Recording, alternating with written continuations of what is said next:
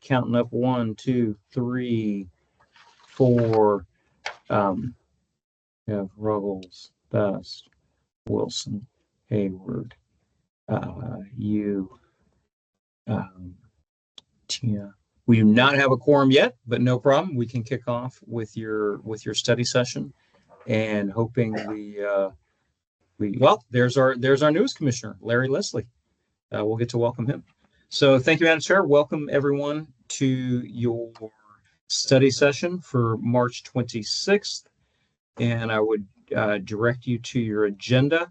First items on the agenda are the items that are scheduled that we anticipate will come to you for a public hearing next month on April 30th.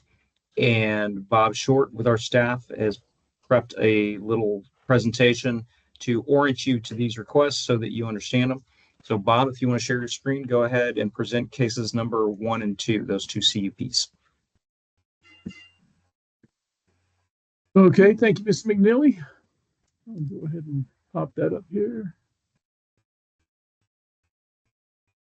Okay, the first case is the Arrowpaw Commercial Kennel, and that is CUP 25009.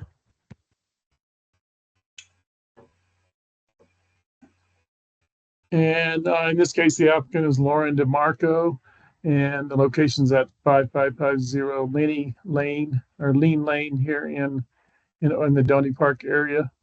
The zoning's AR 2.5, and the size of the parcel is 2.51 acres. And this is a CUP for a commercial kennel. This is a vicinity map showing the subject property. So this is 89, and this is Townsend Winona Road going through Lean Lane. Comes off of that. It's a private street. It's paved and everything. That goes out to a few different properties in this area. This is an aerial photo showing the subject property. It has recently been purchased by the applicant or her partner. Oops, about that. And I don't believe any of this stuff is on here at this point. So the application is for, they intend to install 8 climate-controlled indoor kennels with a capacity of up to 12 dogs. And that's because some dogs are in the same ownership or in the same family. So they feel like they can sometimes get more than one dog in a kennel. They plan to insulate walls and ceilings to provide for soundproofing. And they would have an outdoor play area surrounded by 6-foot fence with anti-bark devices used only when needed.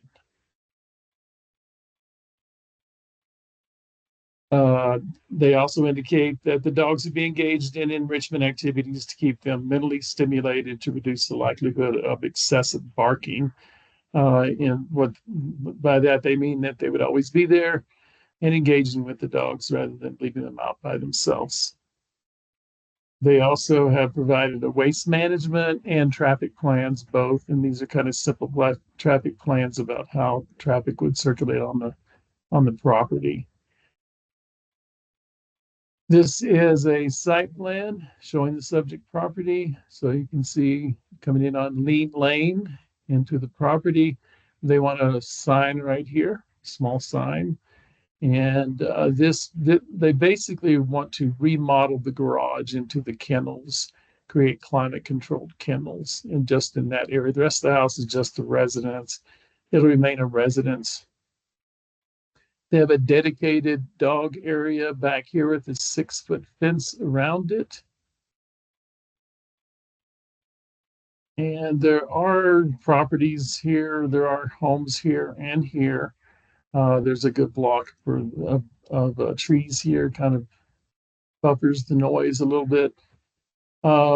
They had a neighborhood meeting and no one came, which is really kind of surprising. This is their sign, the proposed sign. It does meet Donny Park Area Plan design guidelines. And you can see it's only 3.5 feet wide up here and 4.25 feet tall. So it's not a really large sign at all. And with that, I'll take any questions from the commission. Okay, Commissioner Wilson, Vice Chair Wilson. Thank you, Madam Chair. Mr. Shark, how many dogs could they have on the property without a CUP? 2.5 acres. God, I'd have to do the math on that. Any planners know what that would be? I think it's 6, actually. 5 or 6 is the maximum. Okay, and they're going to have an outside play area. The anti-bark devices, I'm guessing those are the high frequency tones that discourage barking. Is that what they're talking about there? That's my understanding. Yeah, if they bark, if there's excessive barking going on, it would kind of give them a little tone so they wouldn't hurt their ears a little bit, maybe. And will the dogs have 24/7 access to the outdoor area? I don't know. I don't believe so at all. The applicant indicated that they would not be out there unless someone was out there with them, and I know that's a difficult thing to do, but my understanding is they would be locked up at night, definitely. And how far away is the nearest residence from the proposed outdoor play area? Yeah, I apologize. I don't have a closer area. Let's see. Maybe I do actually. Oh yeah, I do. Okay. So here we go. So you can see this will be the closest to the play area. So it's right back in here. So this property is pretty close. This one has quite a bit of buffering with trees and a little bit of distance as well. And like I said, I was a little surprised that no one came to the neighborhood meeting, but that's what the report said. And it was noticed to a 300 foot radius? And I believe it was 400 or 500 feet. That's pretty remarkable. No one would have any thoughts on that. Okay, thank you very much. Thank you, Commissioner Wilson. Are there any other questions? I'm not seeing any, so we can go on to the next one. Okay. Sorry, I did have one question before we move on. I'm actually friends with one of those neighboring property owners. How does that affect like a requirement for recusal or anything like that? I think if you don't have any kind of conflict, we can let the attorney speak on this as well. But if you don't have some kind of conflict with them or some kind of way that you're benefiting from this, I think you would be okay. But I would definitely want the attorney to speak up on that. Yes, this is Angela Lane here. Do you have do you have any sort of direct interest in like their business or what they're doing with their property? No, we used to be business partners, but we're not anymore. Okay, so you're just friends. Yeah. Okay. I Well, mean, yeah, it's his house. Kind of surprised why he didn't say anything, but yeah. Okay.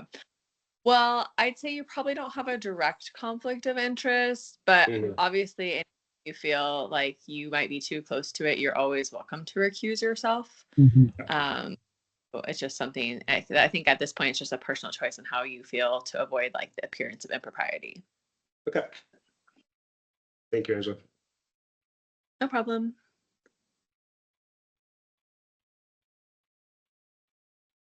Okay, I'm going to go ahead and move on to the next case.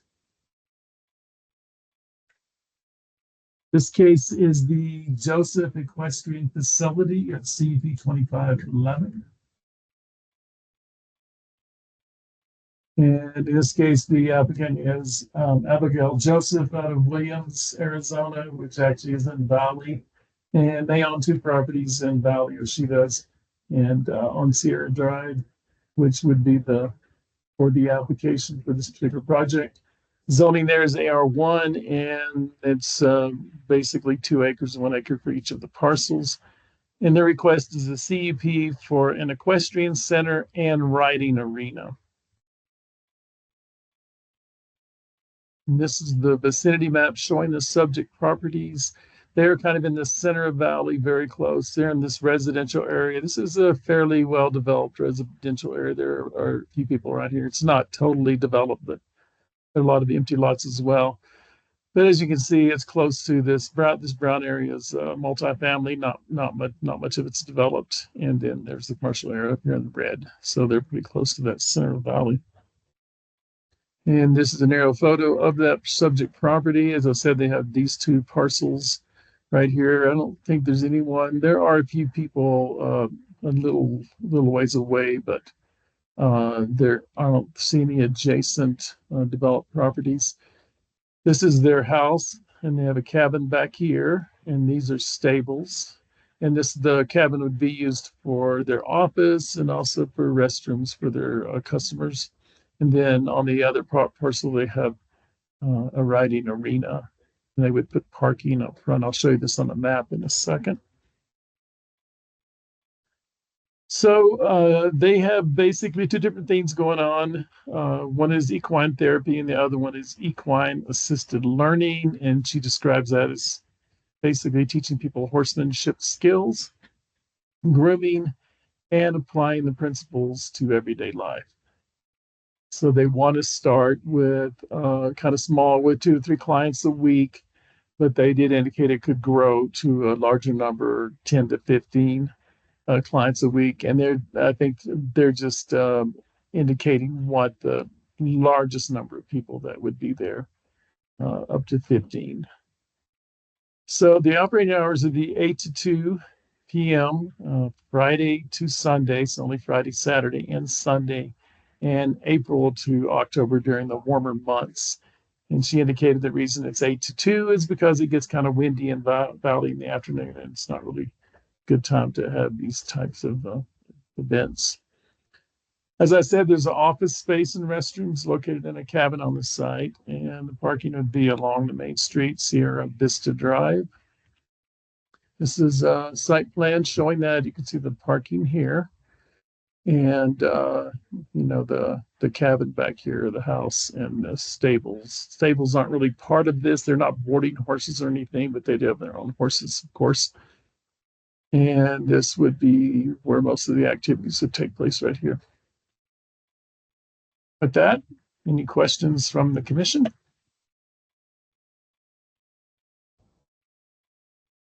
I'm not, oh, yep, we have a couple. All right, Commissioner Best and then Vice Chair Wilson.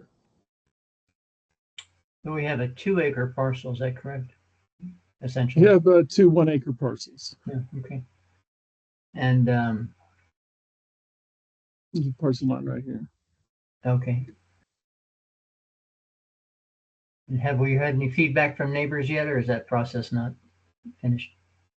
It's not quite complete yet. They have a meeting scheduled, I believe, on Saturday, and I went ahead and let them, move this forward as long as they got their results to me by next Monday. So they do have a meeting scheduled on Saturday. She said she had spoken to all of the neighbors in the area, and they were all kind of on board with this. It's kind of an appropriate thing for this area. It's just kind of rural.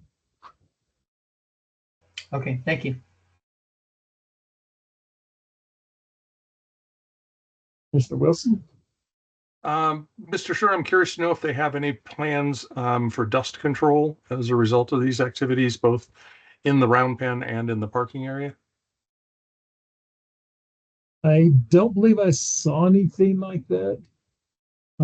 It is something we can look at, as we start to analyze a case, they can look at it for different issues like that, and provide conditions if necessary. Of course, there is an issue. There's not water out here. They're on hauled water, so that might use quite a bit of water. But it's definitely something we can look at and make some determinations about possibly conditions. Thank you.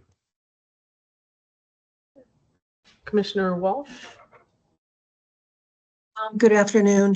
I believe there would be more dust from cars driving down that dirt road, and there's no dust abatement for that. So having a lesson or 2 at a time, especially if it's people with disabilities, is not going to generate a lot of dust. That's a little different if you're barrel racing or turning cattle, but I don't think that's an issue that needs to be imposed on these people. Thank you, Commissioner Walsh. Any other questions from the commission? I'm not seeing any. We can move on to the next item.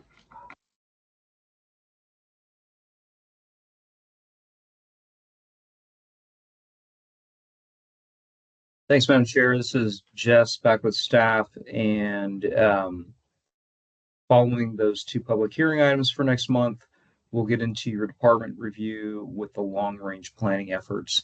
So Melissa Shaw, our long-range planner, can discuss item number 1, updates to the Flagstaff Regional Land Use Plan and that process, and item number 2, in Vision 2045, the update to the county's comprehensive plan. So Melissa, go ahead. I can leave this shared, but go ahead and share a screen if you have something you'd rather share or discuss. Well, good afternoon, commissioners, and our continuing updates for you about the Flagstaff Regional Plan and Comprehensive Plan projects. I did include a few documents in your packet just to start maybe some more conversation about these two projects, and we'll start talking about the Flagstaff Regional Land Use Plan update, and I'll go ahead and share a screen. And this might, I know that we've got a couple of new commissioners, and, you know, this may seem a bit repetitive, but this, and I know it's kind of in a large view right now, it's a couple pages, but this document does explain differences and similarities basically between the two plans. So the county's comprehensive plan applies to the entirety of Coconino County. The regional plan, as those of you who are very familiar with that, apply to the metropolitan planning area boundary of the Flagstaff region. So there is overlap, but they are different. And the reason why this is helpful to think about now is because, as a lot of you know, these two efforts are going on at about the same time. A little bit different time in the process, but it's pretty easy to, even for planners who are in the weeds with these, to, you know, mix them up from time to time. So both of these have an overlap. Statute requires that they be updated every 10 years. They're both 20-year planning documents that guide the vision for the county for the comprehensive plan and the region for the regional plan, and, you know, provide that direction for future development. Couple of major differences for residents of the city of Flagstaff. They will actually be seeing the Flagstaff Regional Land Use Plan on a ballot for a public vote. If you live in the county, that will not be on your ballot. So it gets into a lot of nuanced differences into how these are approved. The comprehensive plan will not be on any kind of ballot. That will be approved through public hearings with the Planning and Zoning Commission, with your body, and then also with the Board of Supervisors. So this might be something to look at, and we can talk about that some more if there are additional questions. Here are just a couple of maps to show the one on the right is the Flagstaff Regional Plan boundary, and you'll see the inset in the middle is the city of Flagstaff boundary. Then obviously this on the left is just a snapshot of the county's comprehensive plan that shows the entirety of the county. So just a couple of images. We are working together with the city of Flagstaff staff in updating the Flagstaff Regional Land Use Plan. So there are some differences in adoption timing, as I mentioned, but you know, this is maybe something helpful for those of you who are fairly new to both processes, or even if you're not, a refresher on some of those differences. Jess, do you want to share your screen again with the agenda, and we can just talk about some of the upcoming dates? There you go. Thank you, right there. And so back to the Flagstaff Regional Land Use Plan, we've talked pretty extensively with you about the 60-day public review. That comment period ended in December. There were 2,400 comments. What you just got yesterday from me in an email is a link to a document that is basically a summary of those 2,400 comments. City staff put that together. And that is something along with the, there are a few more links in the email. There's another link if you want to read all of the comments, a link to the spreadsheet. So the summary document is basically looking at the themes of the comments that were generated by the 2,400 comments. If you want to get into the weeds, you have a link to the spreadsheet too. So those are probably two, at least the summary document, something to look at and maybe become familiar with, certainly before the May 2nd joint retreat, and then even possibly before the April 22nd work session that we have scheduled for you to join in with the Board of Supervisors. And so that is at 1:15. So the work session with the Planning Commission and the County Board of Supervisors on April 22nd, that begins at 1:15. We are trying to get approval to provide lunch for all of you to meet each other and have some time to talk along with the supervisors at noon. So we'll keep you posted on that. That's coming up. It will be before your next study session. So we'll let you know by email whether or not there is going to be lunch provided. And if there is, then we hope to see you at noon on that day. It's on the board's agenda. We're just trying to get approval to spend the money. Okay, there you go. So we're trying. And that will also be an opportunity then during the work session or the study session to learn more detail. We'll go over the Flagstaff Regional Land Use Plan, the public comments, the draft agenda for the retreat that is scheduled for May 2nd. And then also we'll give you an update along at that same time about the comprehensive plan. So those are the two main dates to think about regarding the regional plan: April 22nd work session and May 2nd joint retreat. Do you have any questions about that before we jump into our comprehensive plan update? Commissioner Best? Thank you. Melissa, I saw in the paper on the 18th an article, and it quoted Sarah Dector saying that there have been some changes in the form of the plan. Some of the chapters substantially changed. At what point do we get a look at a later version of the plan? That will be coming on May 2nd. There's hopefully before May 2nd. So we have time to review it. Yeah, it's primarily formatting changes in response to the public comments, and I'll double check with Sarah about when there's a couple more weeks of internal review to make sure that the language is tightened up and that everything's been reviewed before that will be ready to go out. So I'll double check with her and send you all an email. And I've got a question, if we have time, looks like we probably do. The implementation guidelines are a new element in the plan. My take on those, and correct me if I'm wrong, is that those are what used to be policies that we would like to get implemented into prescriptive codes like the zoning code and the building code. Do I have that right? Well, a lot of those are new. And so they weren't previous policies, if you will. Is that what you're asking, if they were previous policies?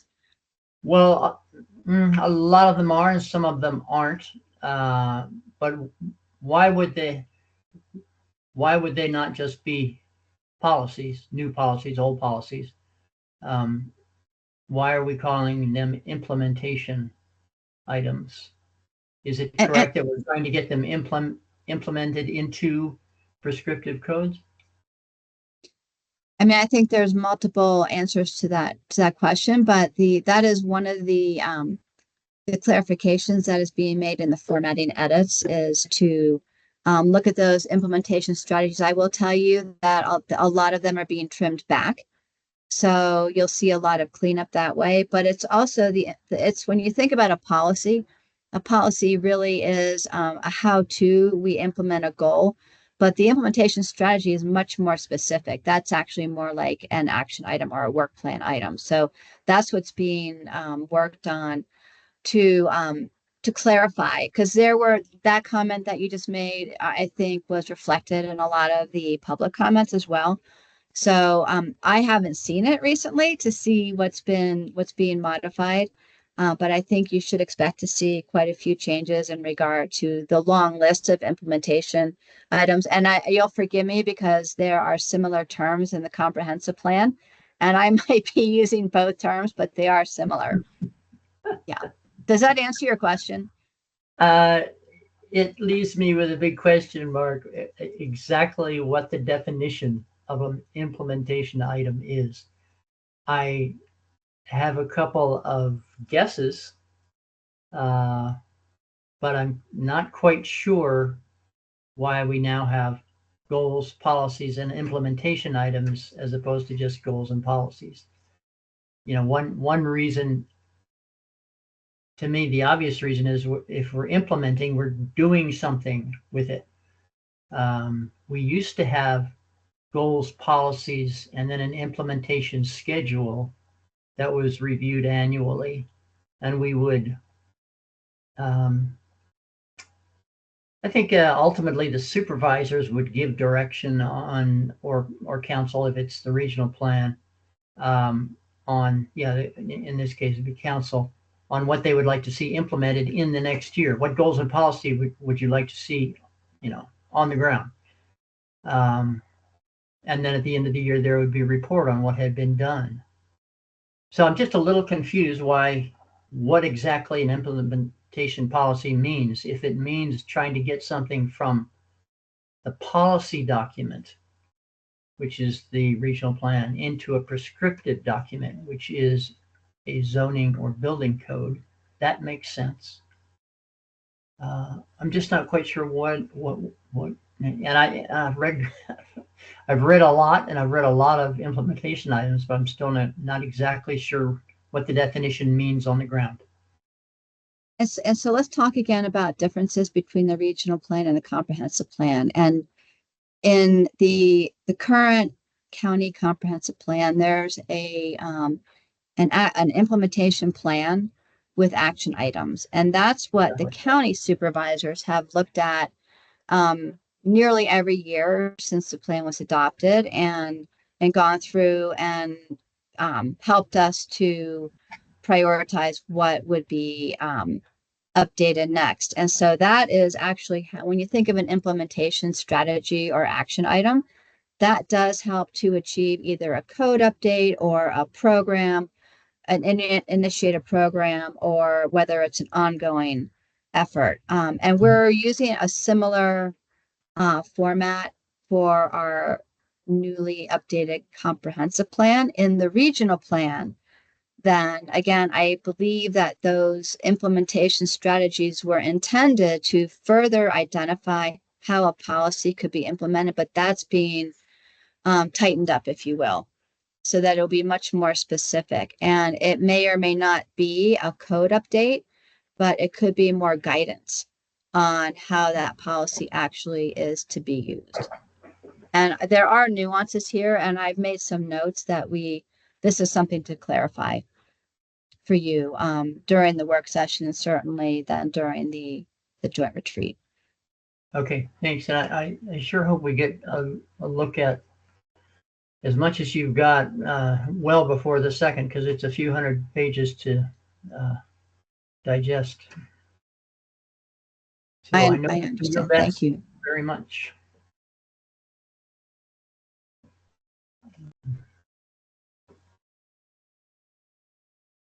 Are there any other questions? Was there anything else on the comp plan update, Melissa, on item 2 here?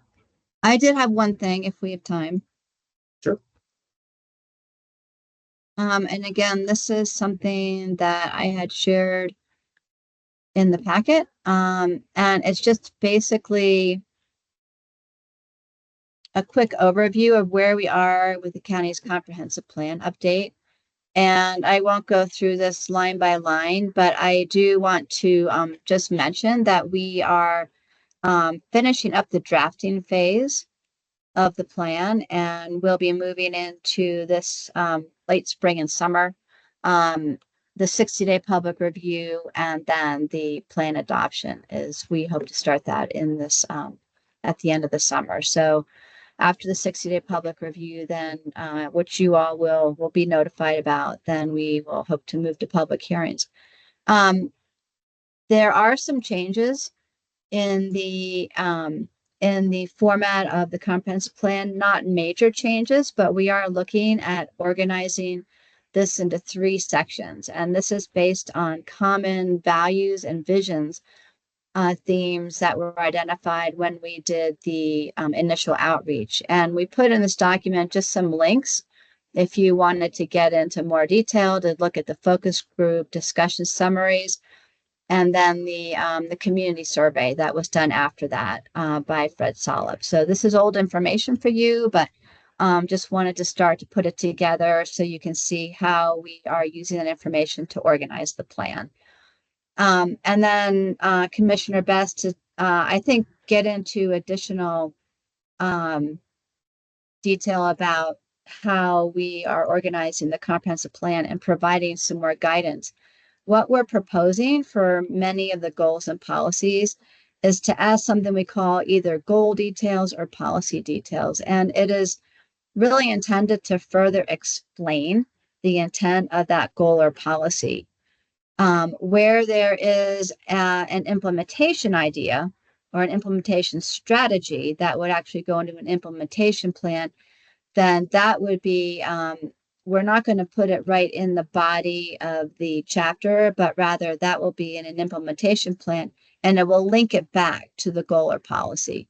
So for each implementation strategy or action item, you'll be able to cross-reference the goal or policy that it is intended to implement.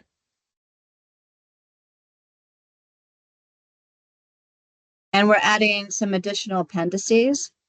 This time we'll be adding an existing conditions analysis. There was a lot of information that was very detailed, but we felt that it was important to still capture. So that's going to just be an appendice.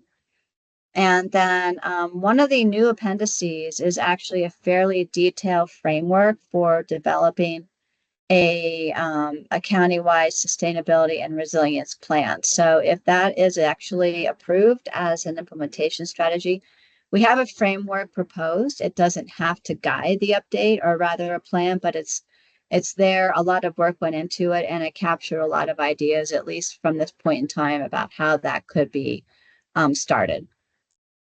We'll have a Communities of Coconino County appendix with links to all of those focus group notes and the community assessment reports. And then finally, as I mentioned, an implementation plan.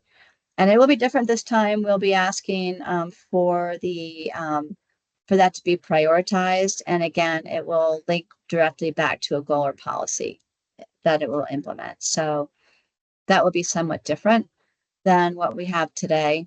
And then this is just an outline that shows the 3 different sections: quality of rural lifestyle, and the chapters that will be grouped under it: stewards of the natural environment and sustainability, and then diverse communities and services. And finally, and this does look unfortunately blurry at this scale, we do have an updated version of this. We did have this graphic designed for us to help describe the relationship of the comprehensive plan to plan amendments, to ordinances that are aligned with the comprehensive plan, and then finally to plans and other regulations that are not necessarily directly required to be in alignment with the comprehensive plan, but certainly are developed in consultation with it.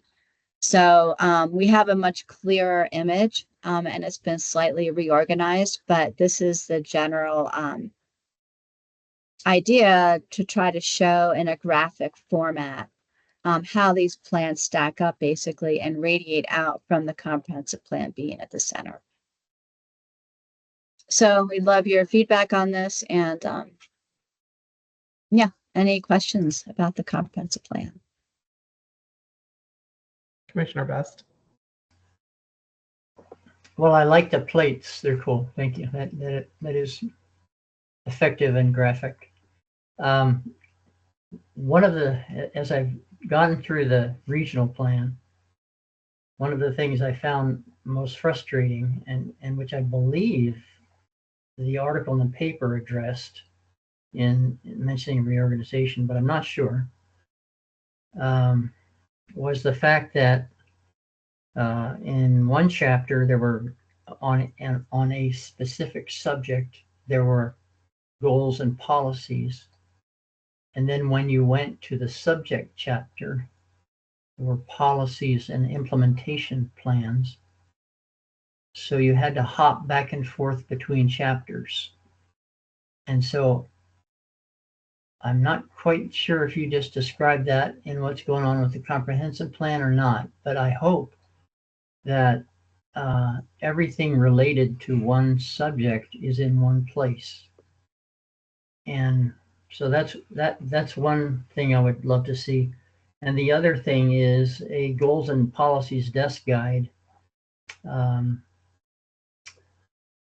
As we have now, I don't know what it's called, and I'm looking at the regional plan one, but we have the same thing for the comp plan. Done a little bit more thoroughly with, so the goals and policy desk guide is about 15, 20 pages, and it just lays out all the goals and policies so you don't have to wade through the 200 pages of either the regional or comprehensive plan. And you know, for somebody who is, say, going for a zone change or a CUP, who kind of wants to understand what is expected of him or her, having a short summary of goals and policies and implementation guidelines, if they're used, is really important, because it's burdensome trying to wade through 200 and some pages. And if that could be improved so that it is a little better organized, and for instance, when a goal or policy is mentioned, there are page numbers in the larger document, so if you need more information, explanation, you can find it easily in the larger document. And I'm sure that would be useful for staff and definitely for me reviewing these things. So that's an important point. The other, one thing that I really like about the regional plan so far is in the glossary, there's a definition of housing, which I hope we will adopt or get close to. We've talked about affordable housing in the county, but it's been a big frustration to me that we don't define it. In some situations, we might give somebody more density if they provide affordable housing, but we don't exactly tell them what they're supposed to do. In the regional plan, as proposed, there is a triple definition of housing: attainable, which is market; affordable, which is no more than 30% of the average income, I think; and employer-based housing, which is provided by an employer. So I think it would be a big step forward if we could define affordable housing, so that when we mention housing in the larger plan, we know exactly what kind of housing we're talking about. And if we get an applicant, they can also understand exactly what we mean when we say, if you provide affordable housing, you can have this much extra density. Thank you. And Commissioner Best, if I could just follow up on that. Sure. We are renaming our economic development chapter Resilient Economies and Housing. And so we're adding a section about housing in the county, as well as new goals and policies. And yes, we've actually mimicked the definitions in the Flagstaff Regional Plan and the glossary for the comprehensive plan. That's great. And I hope at some point we can have more coordination between the city and the county, because we've got land and they've got a good housing organization. But that's a discussion for another day. Thanks. Thank you.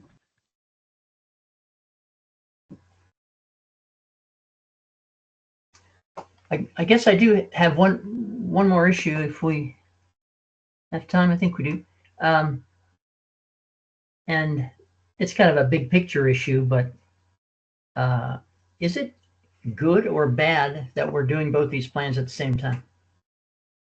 And if it's not good, could we change it by maybe one of us going a year earlier? I know we can't go more than 10 years. It seems to me it must be a hard burden on staff to be juggling two plans at once. On the other hand, maybe the coordination between the two is useful. So just an issue to discuss if you care to. I think you've highlighted both responses. It is a juggling act, but it's also the timing is good because that way we can work together and bounce ideas off of one another and I think that it's more beneficial than challenging, although I will agree with you the timing is challenging at times in terms of capacity, but I do think that the process has been good. And yeah, so. Well, you have my respect for the burden, carrying the burden and doing such a great job on both plans. So thank you very much.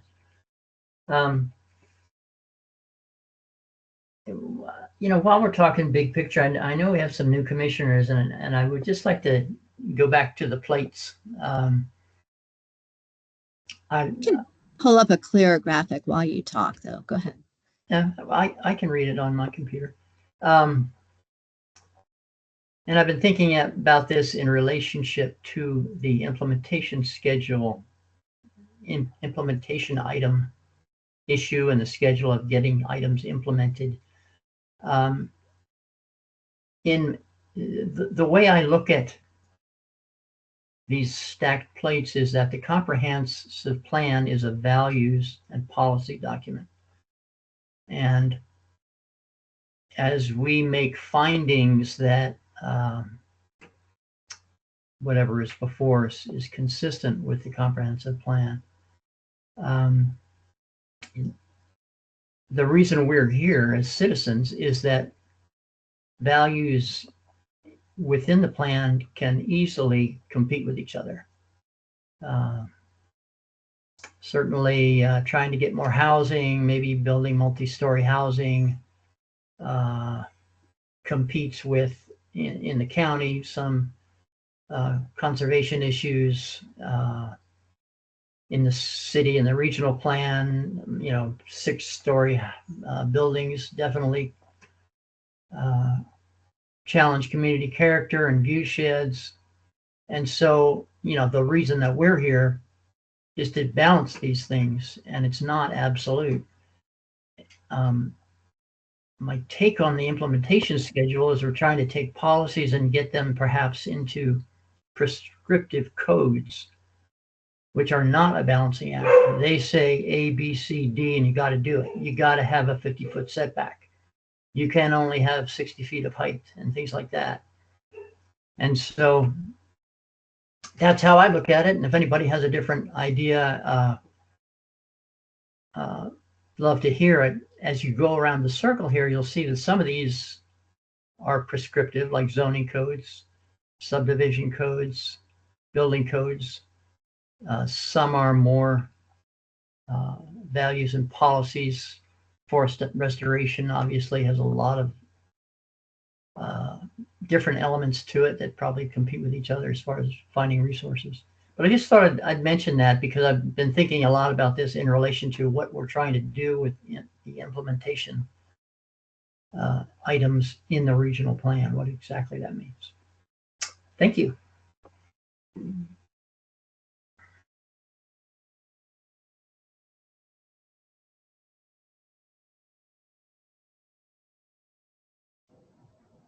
Doesn't look like we have any more questions. If you want to continue, Shaw. I think that pretty well covered what I had anticipated talking about. Maybe just going back to this the small table here. One thing that might be interesting for some of the newer commissioners is to understand that some of the chapters are required by statute, others are optional, and you can see where those are required or where they're optional, and also whether or not they're in our current 2015 plan. And most of these actually are, with some additions. So we're adding a new part for housing this time around. We're adding a new part called diverse cultures. And then the community services and public safety, we've combined 2 chapters. So we combined community services with public safety to create, because there was overlap in those 2 chapters, and combine them into one. So, happy to answer any questions about this, but it's something that I think there are some new elements to this, but nothing that would really need some in-depth explanation. The diverse cultures and community character chapter, I will mention, has been looked at specifically by the Board of Supervisors. We're getting comments on that, particularly in regard with some of the conversations going on at a higher level than the county. So that may be, that probably will be somewhat modified, although not significantly from what the advisory group has seen. And then just to think more about the structure of talking a little bit about what Commissioner Best was referring to, as far as the county does have what we call our companion guide, which is a Cliff Notes version of the goals and policy. And also it has our implementation plan in it. And we do intend to create another document like that to go along with the comprehensive plan, because it is a convenient way to just reference goals and policies. And like I said, we do, and the advisory group has thought that having some details that help explain a goal or a policy, not every goal or policy would have more details or explanation that goes along with it, but where there was something that needed a bit more discussion, then we included that there, at least for now. And then if you wanted to look again here, these are direct links to the survey that we had, a countywide survey that was done. Let me see if I click on it, what we can see. Okay, it's going to take us right to the website. Oh,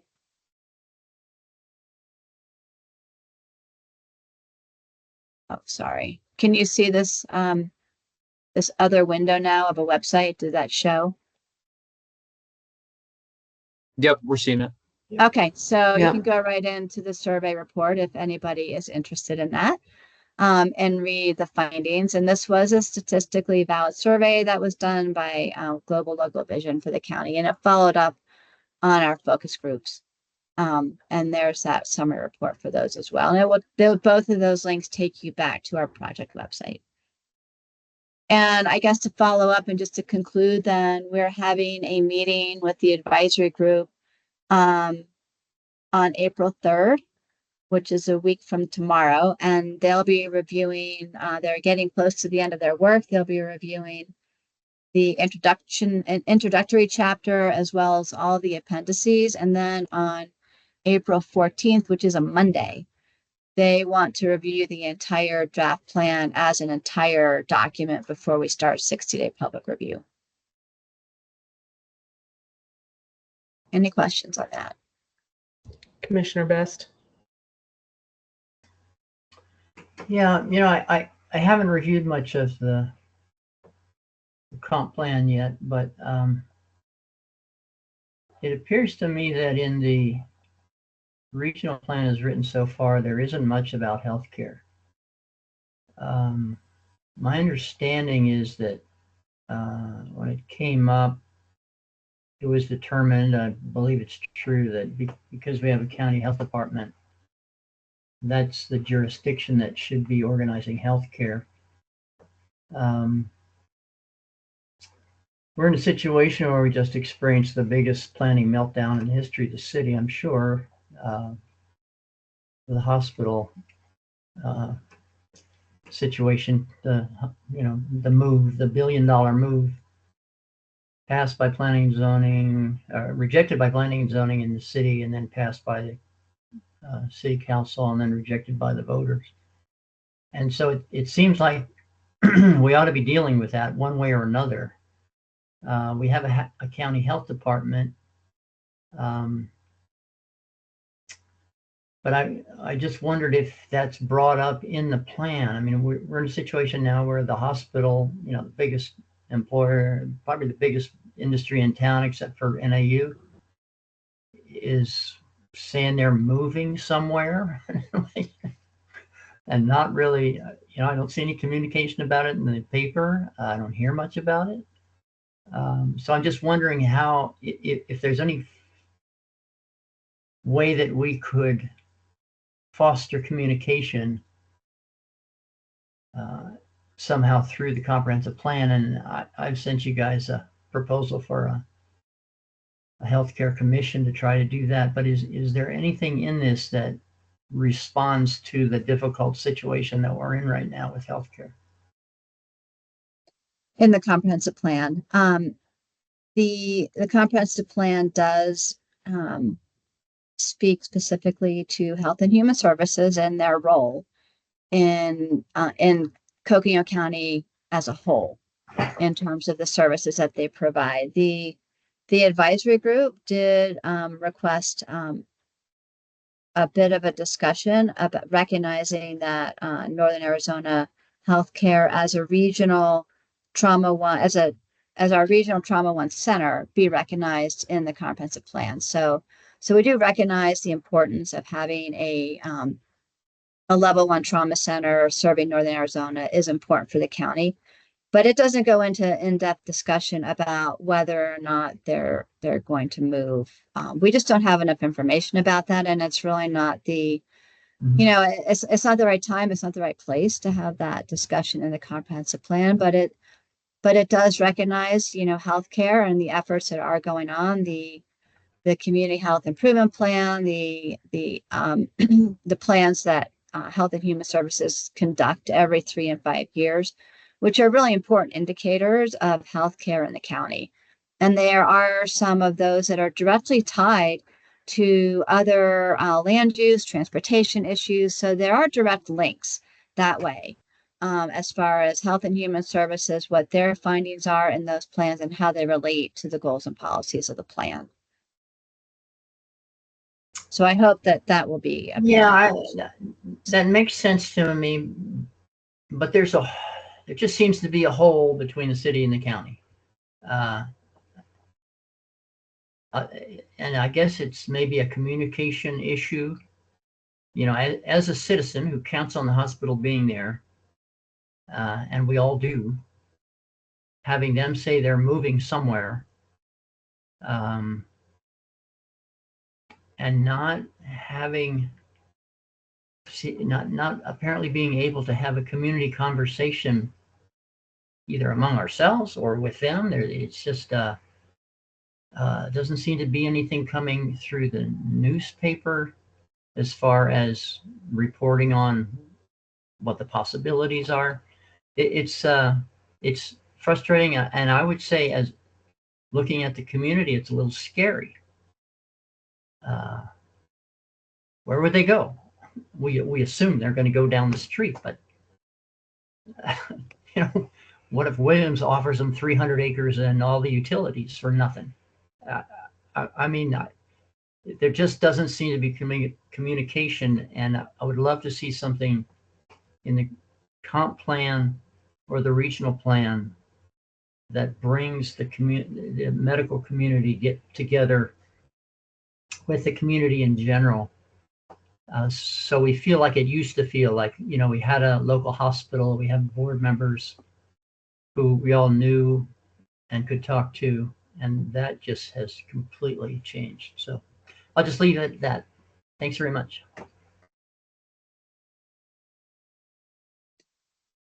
And if I could just follow up on that, Commissioner Best, I do know there has been some discussion, at least at the county level, as far as how Health and Human Services does connect and collaborate among the healthcare community.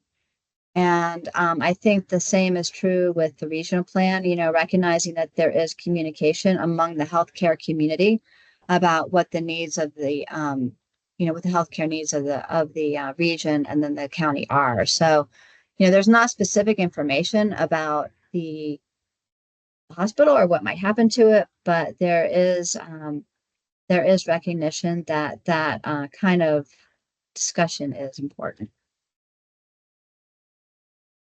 Okay, thank you. Do you have anything else for us, Ms. Shaw? No, I can maybe dream up something if you want to talk more about long-range planning. That's okay. All right, so let's go ahead and move on to Board of Supervisors update. Okay. Madam Chair, you seen my screen again with the agenda? No, right now it's the agritourism. Oops, shared the wrong one. Hold on 1 second. Shared the zoning ordinance, not the agenda. All right, we'll get this right. There we go. You should be seeing the agenda here. Yep, we see it. All right. So, Madam Chair, moving on the Board of Supervisors update, wanted to let you all know that last Tuesday, a week ago Tuesday, the board approved ZC 2405 as recommended by the commission. That was a zone change in the Valley area for that legal non-conforming, that old historic motel adjacent to the airport in Valley. That was approved by the board. And we would point out that on February 25th, and with us this evening, the board appointed Larry Leslie as our newest and 10th commissioner to the Planning and Zoning Commission from District 3.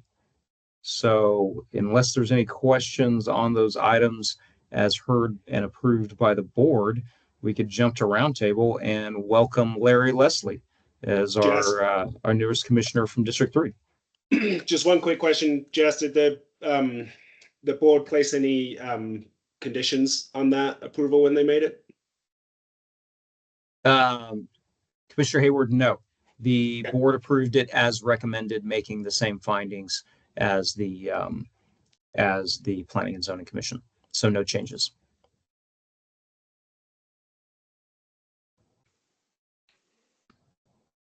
All right. Well, then allow me to be the first to welcome Larry to the commission as I'm not, damn it, Tina was the newest one after me. So I wasn't the last one in line. So, but welcome, Larry. Nice to meet you. Thank you. I appreciate that. Yes, welcome, Larry. Thank you. Welcome, Larry. Thanks for coming. Thanks for having me. Welcome, Mr. Leslie. Thank you. Yes, I'd like to express my welcome also. Thank you. Yeah, we apologize in advance for what's going to happen to you next, Larry. Oh, stop. So Larry, welcome, and we're all hopeful, I think, that someday we'll be meeting in person again so we can get to actually know each other. But until then, enjoy. April Yes, I look 22nd, you forward all to heard that. it. We discussed it. Yeah. Lunch, and then your in-person work session with the Board of Supervisors. So that's yet another reason we pushed for this.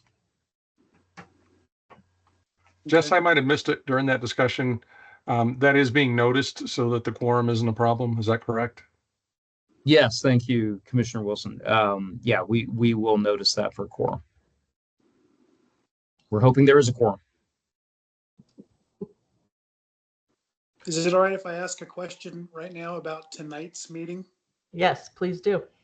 So since I missed the study session in February for tonight's meeting, I will be attending, obviously, but I don't feel that I have enough knowledge to vote on anything that may come up for approval. Am I incorrect in that thought? Well, did you have a chance to review the packet? Because we don't always make the study session, and then we review everything in the packet.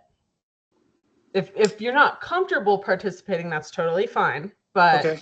if you had a chance to review and you want to participate, you're also welcome to. Okay, thank you. And for the next portion of the meeting, does this study group go away? Do we have to log on again for the next meeting? No, we generally just turn our cameras off and mute, and then we reconvene in this same environment at 5:30. So okay, perfect. Thank you. I do want to ask, are you going to be participating? I plan on it. Okay. I just want to make sure, because I have a list of all of the commissioners and I read them off in order so that I don't miss anyone. So I just want to make sure you're included in that if you do want to participate. Okay, thank you. Commissioner Ruggles, you have your hand raised. Yes, thank you. I've got to make sure the mic is on, apparently so. I'd like to say a few words about site visits because I have noticed you and Jess McNeely about the fact that I feel obligated to recuse myself when it comes to the second item on the agenda this evening. And I've been doing site visits since the beginning with this commission, as many members of the Planning and Zoning Commission have done before I ever got on the commission. And this comes back to two issues: ethics and ex parte discussion when on site or with the applicant. So with respect to that, I would like to just kind of give you a couple of my own guidelines, which I think fit very well with what has been presented to us numerous times in our retreats. First thing with me is I am only there as an observer. That is the greatest part of my participation in a site visit. Second thing, typically I am there with notice to staff and the applicant, so they know what to expect and know that someone on the commission will be there. In addition to that, one of the things that well, let me back up a little bit. Only once in 13 and a half years have I visited a site without notice to the applicant. And that was right up here in my own neighborhood. And that went extremely well because they knew there was a caretaker there on premises. I showed up, introduced myself, told him why I was there, and that if he had any objection, please let me know. There was none. I expressed thanks for that. And it only took a few minutes to make the observations I wanted to make on site. The next thing, in a site visit, I make it explicit and explicitly clear to the applicant or his representative on site that I am there in a strictly non-partisan way. I am only there to take a look at the site, walk the site if necessary, or whatever it takes to take a look at everything on site. And if the applicant wants to relate how they're going to use the site, all well and good. I generally get that from staff well before the visit. And the other thing that I'm very clear about is that there is no discussion with the applicant about anything in their presentation to the commission or what they have sent to community development about their plans for the site. That is strictly for discussion at the commission level. Because without making that very clear, then it could mislead the applicant into believing that I or other commissioners represent those commissioners who are not there.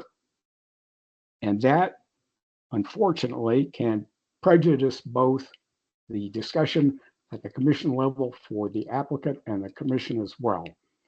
And I would have to ask Chair Burton here whether she would like an explanation when we come to that case about why I have chosen to recuse myself, or whether everyone would like to hear that now. I don't think it's strictly necessary. Okay. It's up to you if you want to share right now, but I don't believe it's necessary. So you're making your judgment on what you're comfortable with. So. Hey, Madam Chair, this is Jess with staff, and Yeah. I'll just interject one small thing. And we did chat with our attorney about this today. A couple of things. First off, this is our study session, and we have an agenda for the study session, and we are in roundtable. But we certainly don't want to discuss any items during study session at a content or merit level. Items that are on the agenda for this evening. We have to have those discussions once the public hearing is open for those items on your public hearing agenda. The other thing we'll point out, and this certainly go to you, Commissioner Ruggles, as well, is we chatted with our attorney about this. Really, in any discussion that takes place with a applicant, or in this case, possibly an applicant's architect, at a site during a site visit is okay. What's important is that what took place in that discussion is disclosed for the full understanding of the entire commission and the public hearing, so that the decision to be made by the commission is made with full knowledge of the commissioners of the basis of that decision. So in other words, no commissioner would be making a decision based on information they received outside of the public hearing, but rather you could simply disclose in the public hearing what the nature of that conversation was. And from our reading, Commissioner Ruggles, certainly if you choose that you aren't comfortable participating in the hearing on this item, that's certainly respect that choice. However, from our perspective, if you wish to participate, you can simply just disclose what the nature, what the conversation was at the site, on the site visit with the applicant, and then everything would be open and in the public hearing, if that makes sense to you. So I just wanted to add that and see if there's any questions on that. Okay, I thank you for the clarification, and that is what you had just presented is a great deal of what I considered prior to making this decision. I do not, at this point, believe that I should participate as we move forward. So when the case comes up, I don't know if you would like a statement that I'm recusing myself, but I think at this point it would be best if the case is opened by the chair, and I will simply state that I am recusing myself, and that will be it. I will leave just like I would leave from an in-person meeting for this. And relative to that, I hope that Commissioner Best will disclose everything that he discussed with the applicant. So thank you very much. Mr. McNeely, does he have to actually leave the meeting, or can he just turn his camera off and mute and just not participate? Chair Burton, it's up to Commissioner Ruggles. In the hearings in person, when one would recuse themselves, they would step down from the dais, so they weren't sitting there and they were not participating in the discussion on that item. So it would be up to Commissioner Ruggles if he wanted to just mute and not participate, or if he wanted to actually exit the Teams meeting. Either one's fine. My only concern is with it being Teams meetings, he wouldn't know when we were done with the agenda item to be able to rejoin. So I Well, kind of if feel like turning off memory the camera and s- muting is the same Yeah. as stepping out. It But- is the last public hearing item for tonight's agenda, so that. Yeah. Okay. And that is the reason, why I would prefer to adhere to past protocol with respect to this. So That's I will not be online at the time that case comes up. But I do think that for the record, I should state that I am recusing myself when you bring that particular case up for discussion. okay. So, thank you. Sounds That good. can work. All right, Vice Chair Wilson? Thank you, Madam Chair. I'd like to start by apologizing for my tardy arrival and actually after the meeting ended because it was so quick last month. So I apologize to everyone. I sat waiting to be admitted to the meeting for about 15 minutes. So I tried. And second, I would like to thank everyone that we now have call to the public both in the beginning and the end of the session. I think that's really a great improvement. So that was it. Thanks. All right. Yeah, the last one was a record breaker for time. So, all right. So it's 5:11. Let's go ahead and take a break. We'll reconvene at exactly 5:30. Thanks, Madam Chair. Thank you.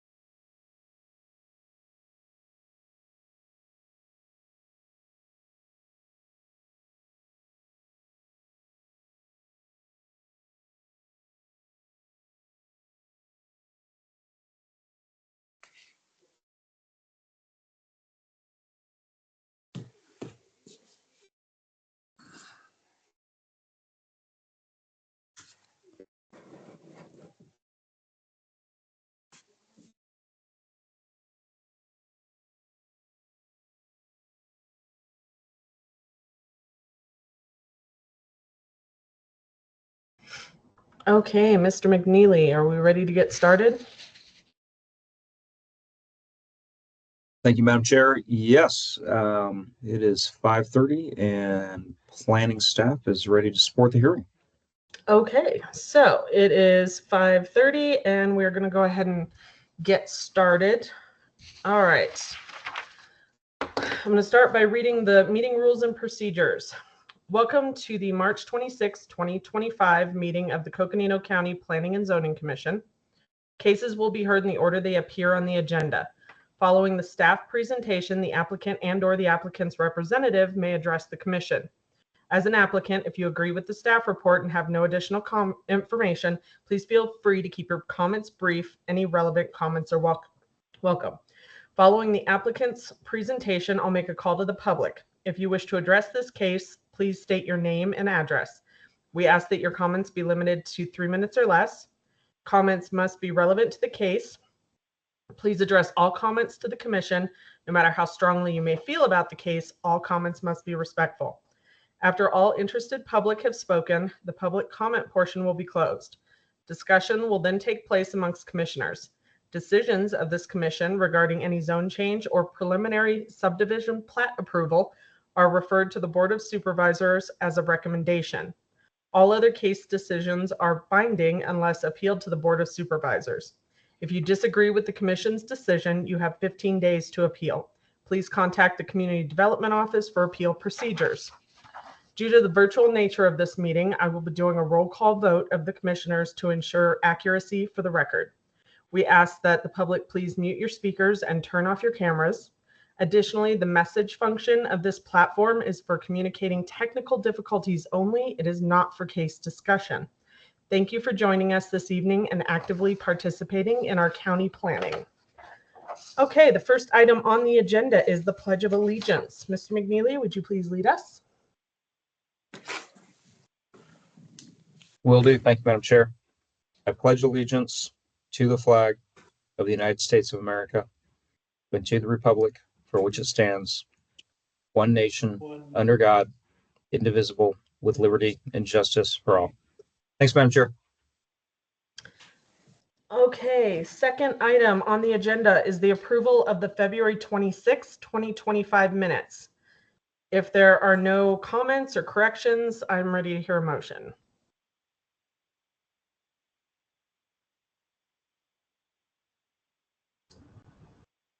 Anybody?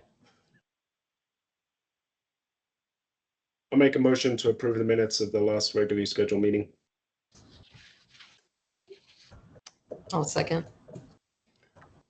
Was that Commissioner Berger? Yes, uh-huh. Okay. All right, so I have a motion by Commissioner Hayward and a second by Commissioner Berger. All those in favor, Vice Chair Wilson. Abstain. Commissioner Walsh. Abstain? Commissioner Ruggles. Aye. Commissioner Williams. Abstain? Commissioner Berger. Aye. Commissioner Leslie. Abstain. Commissioner Best. Aye. Commissioner Hayward. Aye. And this is Chair Burton. I also vote aye. Motion passes.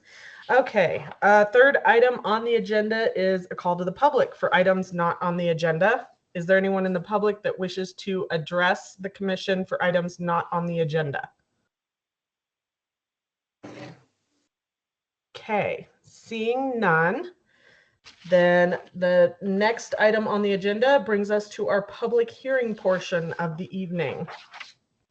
The first item for today's public hearing is a CUP 24-038. It's a conditional use permit for an 8x40 storage container in Howard Mesa Ranch area. And this application has been recommended for approval by staff. Are there any commissioners who wish to discuss the case? Okay, seeing none. Do either the applicant or their representative wish to make any additional comments? Oh, Commissioner Wilson, you had, or Vice Chair Wilson, you had your hand up. I just have a quick question. I'm curious that it appears the lot is vacant, and I don't know what our policy is with respect to storage or shipping containers on vacant lots as opposed to lots that already have a building on them. Is there anything in the county code that addresses that? I looked and wasn't able to find anything. Thanks, Commissioner Wilson. This is Jess with staff, and the zoning ordinance does allow accessory structures to include metal shipping containers before there is a residential home on the property. Excellent. Thank you very much. Any other questions or comments by commissioners? Okay, does the applicant or their representative wish to make any additional comments? Seeing none, is there anyone in the public who wishes to address the commission on this case? Seeing none, in that case, I will take a motion and a second. Madam Chair, I make a motion to approve CUP 24-038 as presented. I'll second that. Okay. Man, this is going to be hard to keep track of everyone now that we have so many commissioners. That was Commissioner Williams, right? Correct. Okay. I'm trying to go by voice now. All right. So we have a motion by Vice Chair Wilson and a second by Commissioner Williams. All in favor, Vice Chair Wilson. Aye. Commissioner Walsh. Aye. Commissioner Ruggles. Aye. Commissioner Williams. Aye. Commissioner Berger. Aye. Commissioner Leslie. Aye. Commissioner Best. Aye. Commissioner Hayward. Aye. This is Chair Burton. I also vote aye. Motion passes unanimously. All right. The next case is DRO-25-001.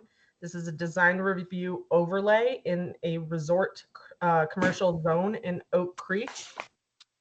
I believe that Commissioner Ruggles has a quick comment. Yes, thank you. I have chosen to recuse myself in this case and perhaps maintain my own ethical standards, which are, I hope, a little bit higher ground. So at this point, I will leave the meeting. Okay, thank you very much. Staff, go ahead and proceed with your presentation. Thank you, Madam Chair, members of the commission. Can everyone hear me and see my screen? You're great, Bob. Yeah, your Yeah, mic's a thanks. little soft, but we can hear you. Okay, I'll try to get closer. Sorry. Okay, this case is the Don Holes Cabins DRO, and the future name of that would be the Mesmery Nature Resort. It's DRO 25001.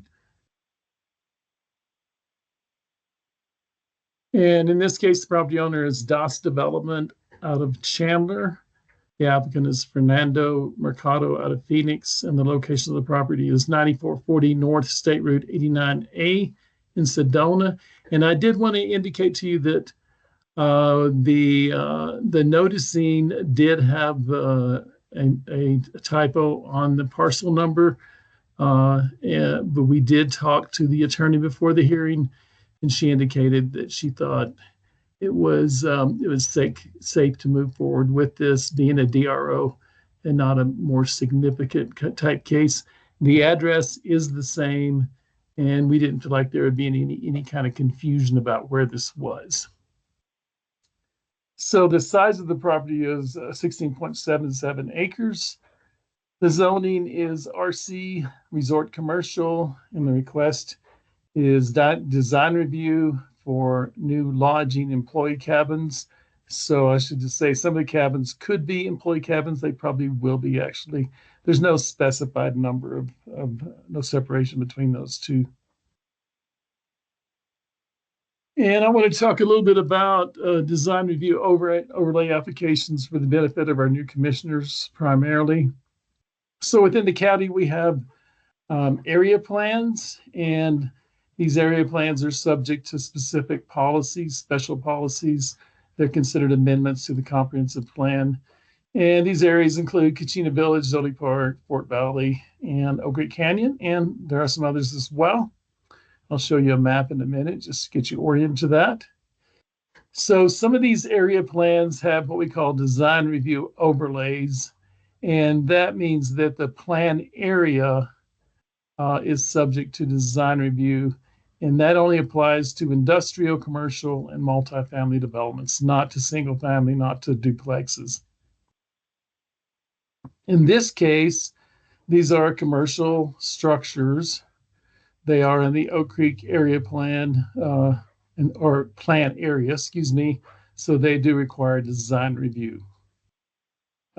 It's also very important to note that design review only applies to the design. So in this case, the design of the cabins and not any other aspects of the development. That's all that the applicant is requesting.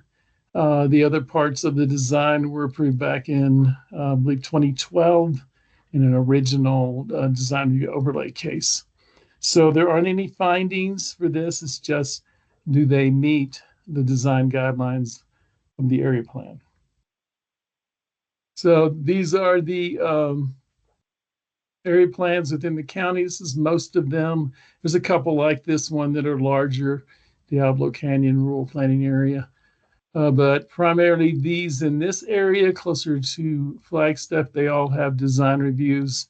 These three out here don't. So this is Oak Creek down here, as you can see.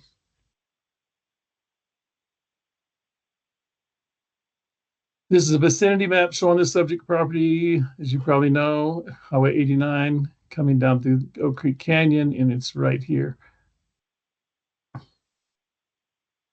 And it does include, so when the first the zone change and design review originally approved for this in 2012 included both of these properties, and this is the property that we actually noticed right here. It has the same address as this one, so we didn't feel like that was a huge issue. Okay, this is some background on this case. The existing cabins were built from the 1920s to the 1940s, and some of them are in really poor condition. Some aren't, but some are. Were built of logs, as I'll show you in a minute. And there's been some rot and some issues like this, and they're just basically outdated as well. So as I said, in 2012, there was a zone change to resort commercial and design review approved on this site. This zone change and design review approval included 29 cabins. There aren't 29 cabins there now, so it does include some new cabins. And from a perspective of changes to a resort commercial, which is a planned development zone, the zoning ordinance calls that minor changes, and that can be approved by staff as long as they don't increase the density. So this is an example of one of the log cabins. As you can see, these are some of the cabins on site. This is another cabin on the site. This is board and batten. There are quite a few of these as well. And this is the inside. And as you can see, it's got some historical value, but it's pretty dated.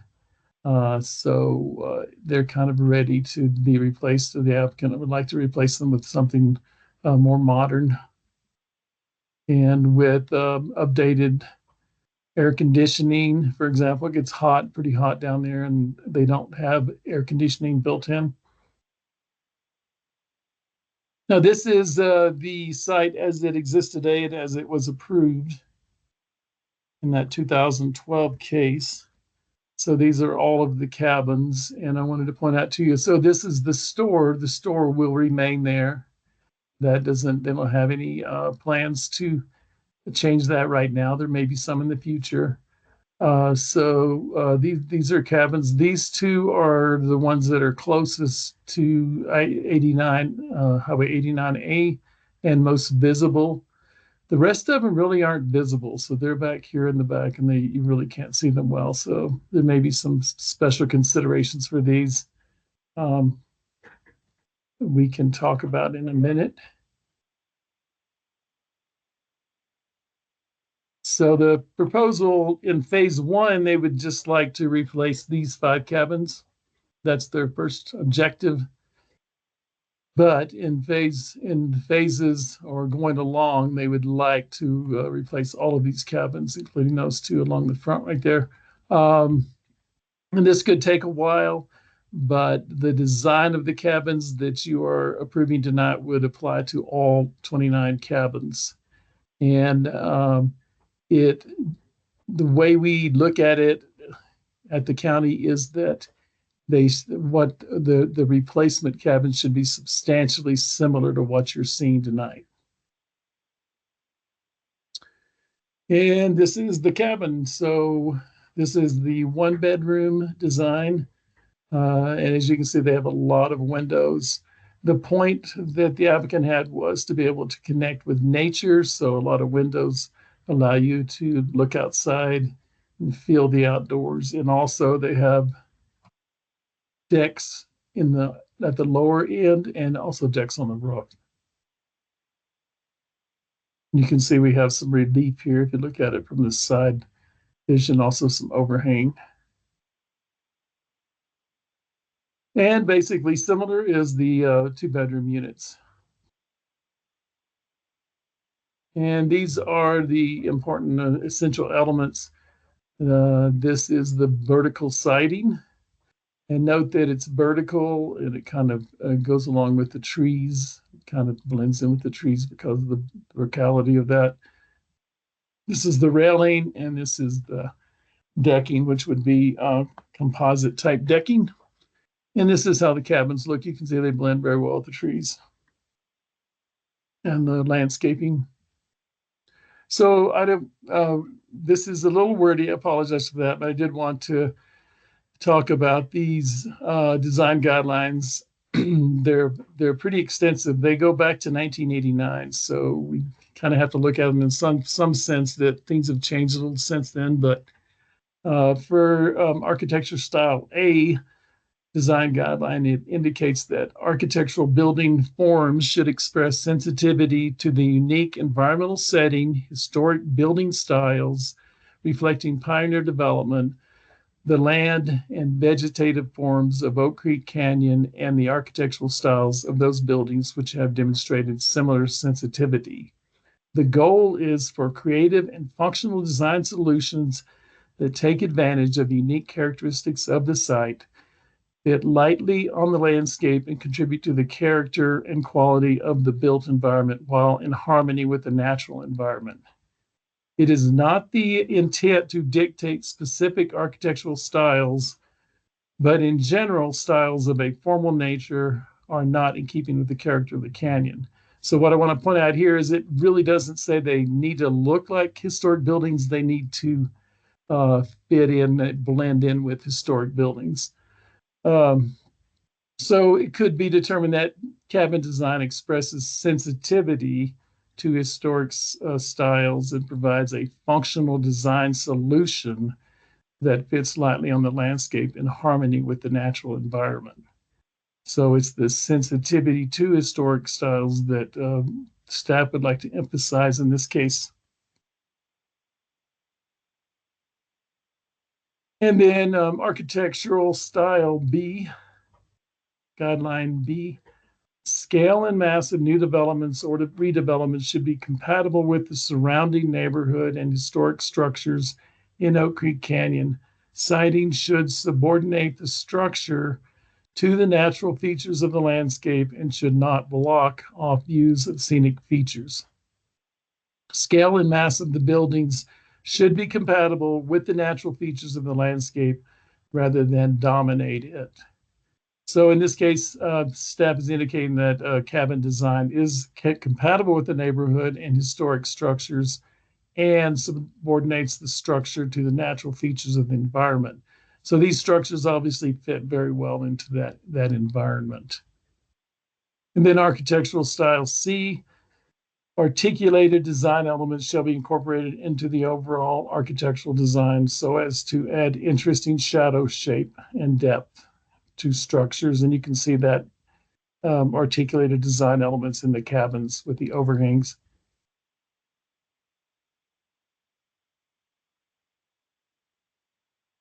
And last, buildings and materials. This is guideline A. External building materials should be predominantly those that fit the natural landscape, such as native stone, logs, wood, slump brick, broken face block, exposed aggregate concrete with wood stacks, heavily textured shingles, coarse textured gravel, and matte finished tile for roofs. Because of the visibility of rooftops from surrounding heights, aluminum or white roofs are not permitted. Roofs must meet color requirements of the building and not be reflective. So in this case, as I said before, this plan was actually, I think it was approved in the early 80s and it was updated in 1989. So at that time, they didn't anticipate the kind of synthetic materials that we have now.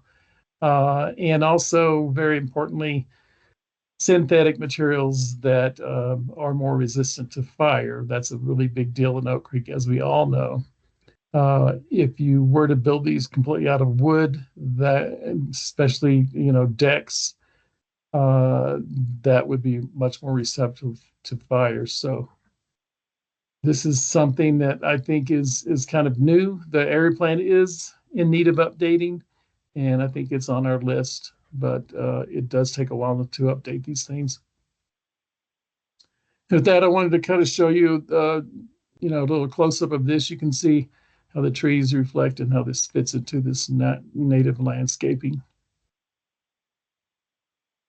Now, in terms of historic character, this building would be retained. It is the restaurant and kind of the store on site here. So this building would be retained. And I wanted to show you those two buildings that are closest to the road. So I was standing right on the edge of this road on this side. And this is the view from there. So it is blocked a little bit. If you're driving down the highway, this is not something, definitely it's visible. There's no doubt about it. But it is blocked a little bit. And this is another view of this. This is looking down the hill. So not something you would see as much from the highway, maybe part of the side you would see. And this is the other cabin.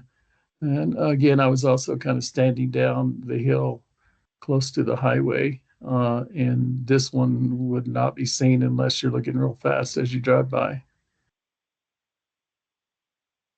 So again, to approve a design review, the commission must determine the development is consistent with the Oak Creek Canyon Area Plan design guidelines. And with that, staff recommends approval of DRO 25001 with the recommended condition. And there's only one condition now. With that, I'll take any questions from the commission. Vice Chair Wilson. Thank you, Mr. Short. I was reviewing the staff report, and on page 22, there's at the very bottom of the page, there's a sentence that I'm not sure I understand exactly what it means. I wonder if you could look at that and tell me what you're saying in that sentence. It begins with replacement of existing units. Okay, let me see.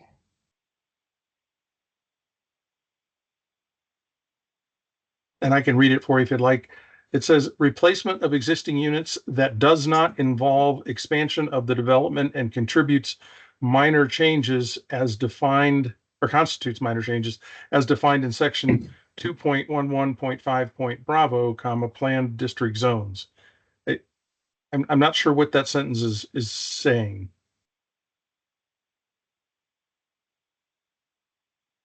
Yeah, what it means to say. Let me see if I might have to read a little bit more into it. But what that is indicating is that the same thing I indicated up here earlier in this slide presentation, that in that section of the code, that's in the planned district section of the code, what it does is it differentiates between a major amendment, a major change to an RC zone or resort commercial zone, or in this case, any of the planned development zones. So what it specifically says in that section is that it says quite a bit, but in a nutshell, it says that if you aren't increasing the density, you aren't building like, well, if you're changing out, we call it like for like, then it's not required to go back through another zone change. It is required to have a design review as we're doing now, but if they came back and they wanted to, for example, expand the store, which they've talked about, or do things like that, then they would have to go back and do a zone change again. So this is a way of saying what you said earlier, which is that this qualifies as a minor change. Is that correct? Right, and it and simply says minor changes. That's why it looks a little awkward the way it's written there. Okay, but you also said that minor changes can be approved by staff.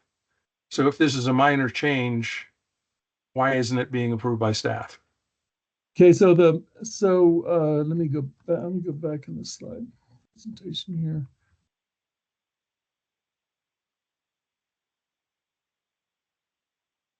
So going from this is the way it looks now, right? And it was approved for, like I said, 29 cabins in 2012.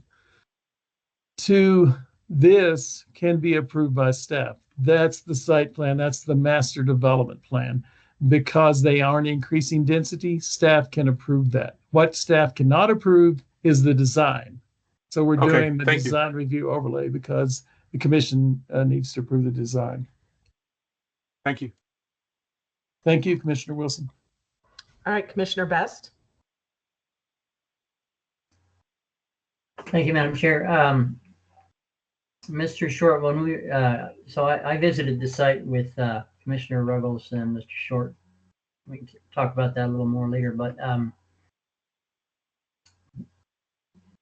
one of the issues is that my understanding is they do not have an approved fire service yet, and that might disrupt this design somewhat. If the entity approving fire service needs to get equipment up to these cabins. I guess in the design review overlay, the question that would be involved is the exterior of these cabins. They are, at this point, vertical wood. I have a feeling that might not be acceptable to a fire service. So I am kind of assuming that as long as it looks like vertical wood, and there are plenty of things out there that are less flammable than wood, that we would not, that would be okay. There's some flexibility in that as far as what we're going to approve this evening. Commissioner Best, yes, they are required to get sign off from the fire district, the Donald Fire Department, I believe it's called, and they are within that fire department. There's a small station across the road that I think is still manned with a fire engine. But that would be something that would come along later with the building, during the building permit process. You know, they may or may not have to sprinkle these. We're not sure about that yet, but that would come along as part of the building permit process once the commission approves the design that they're showing. And as long as the design is vertical and brown and woody, we would be fine with it. Yes, I mean it should be substantially similar to what they're showing. Okay, and I'm saying this partly just so that the applicant understands the standard here. Okay, and I did have a question about the resort main office, but at this point, that is outside of this finding, and it was not part of the rezoning. Is that correct?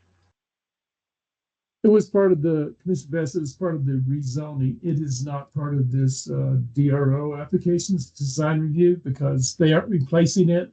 Well, actually, it was approved at the same time as the zoning in another design review case. since they aren't changing that, that's not part of this application. They're just asking to change out the cabins. So only the cabins are part of this application. Could they change out the office and make it look different without coming back? They could not. They could not.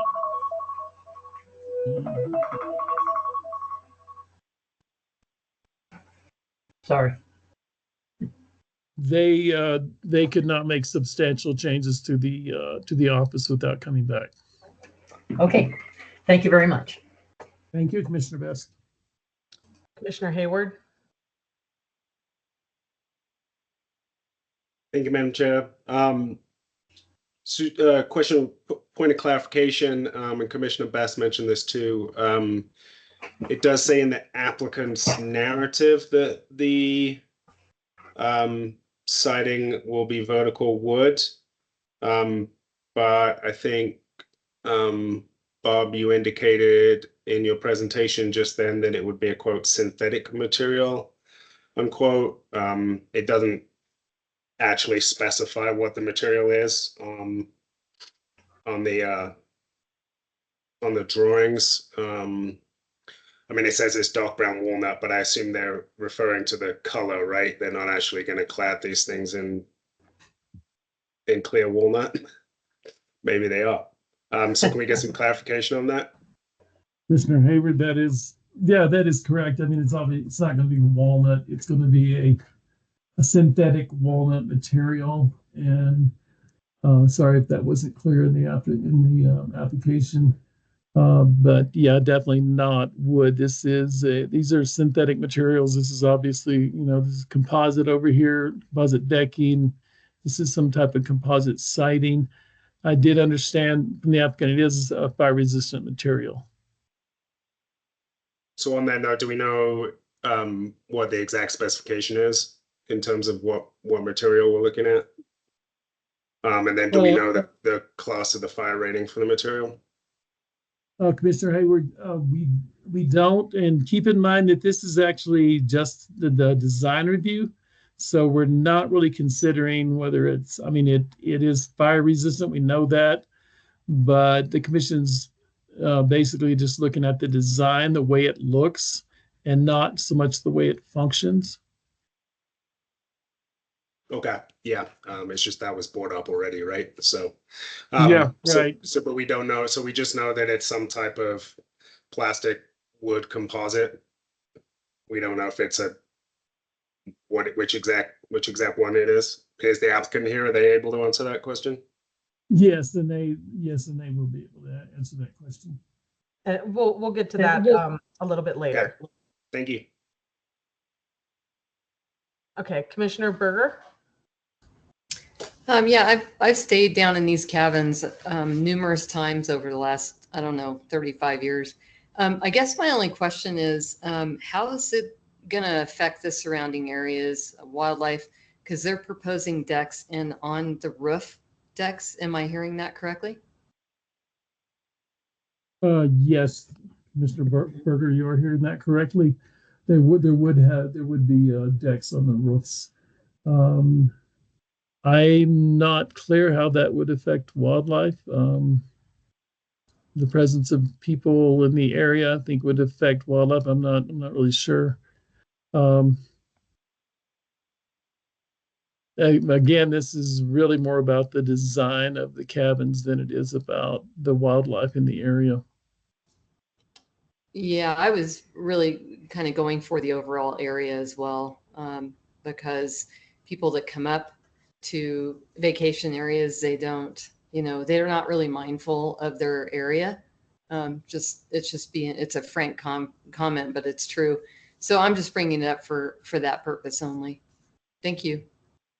So Commissioner Berger and Bob, this is Jess with staff. I will point out that our wildlife planner, Jessica, had reviewed this application and she did not have any concerns, which is why she's not with us this evening, is she didn't see that there would be any issues affecting wildlife with this request. So if that helps. Thank you. Thank you, Madam Chair. Thank you, Mr. McNeely. Vice Chair Wilson. One other quick administrative question. In the citizen participation plan report included in our package, the brief description of the permit request says 2 conditional use permits for the permanent use. I'm on the wrong page. Never mind. Okay. All right. Does any of the other commissioners have any questions for staff? All right. Vice Chair Wilson. Okay, there we go. Hands down. Okay. Does the applicant or the applicant's representative wish to make any additional comments? If so, please state your name and address and proceed with your comments. Good evening, Design Review Board members. Thank you for considering our application. I did want to answer the question, and I submitted in the chat that we will be designing these structures to be 1 hour rated construction. That was something we were definitely considering once we get into specifying all the materials. Right now, we've just created a pretty picture, a design, but there are a lot of materials out there that comply with the 1 hour fire rating that are, designed to look like wood panels with texture in them and have the color to look like wood. But they are cementitious fiberglass siding with fire rating. That was one of the requests from the Sedona Fire, so that we potentially wouldn't have to provide fire sprinklers in these structures. I know that's been a big concern, even though this is primarily a design review. Just wanted to address that. And if anything, by replacing these structures, we would be making the entire resort area a lot safer than it is now, with the upgraded, more fire rated structures. I think really that's all I wanted to touch on. We thank you for your time and for considering our application. And if you have any questions, I'd be happy to answer any other questions. But yes, we're definitely, our client really embraces the wildlife, preserving as much of the natural landscape, and that's part of the aesthetic and the beauty and the and what the resort wants to embrace is nature healing resort. So definitely something we're taking into consideration as much as possible. And can you state your address for the record really quick? Oh, yes, I'm sorry. Fernando Mercado, Associate AA with Mercado Design Build Studio. Address is 1915 East Coronado Road, Phoenix, Arizona 85006. Thank you. Do any of the, okay, I was going to say, do any of the commissioners have a question? Commissioner Hayward. Was I too eager, Madam Chair? Fernando, can I just ask a clarifying question on the comment you made? So, putting fire rating stuff aside, I think as we've established, that's not really part of the conversation tonight. But you mentioned you'd had a request to switch that from what looks like based on this picture, right? Looks like a kind of Trex-ish sort of material to something that's cement and fiberglass instead. Yeah, that's from Sedona Fire, that our entire construction be 1 hour rated assemblies, basically. And so you wouldn't be able to achieve that with a wood composite cladding material. So you have to switch to this other product. Is that it? I know it's more reliable and probably more cost efficient. Achieving the rating that they're looking for with a different type of composite may be possible. We'd have to do some more research into it. But off the top of our head, I don't know of a product off the top of my head that would comply, but that doesn't mean that there's not. Typically, we go with cementitious fiberglass is the standard route. And then would that be painted on site, or does that have a factory applied kind of decorative coating that gives it this sort of this other look? Yeah, it's typically an integral color, so it already comes from the factory. pre-finished. All right. Glad to hear it. Thank you. Yep. Do any other commissioners have any question for the applicant? Okay, not seeing any. Thank you for your comments. Does anyone in the public wish to address the commission on this case? Seeing none, then I will close the public comment period and open up to commission discussion. And we'll just do a quick round the room and see everyone's thoughts. Vice Chair Wilson. Thank you, Madam Chair. Mr. Short, I appreciate you having posted some of those paragraphs out of the design review overlay zone definitions in the plan. Although you didn't include the entire paragraphs, just the first portion of them.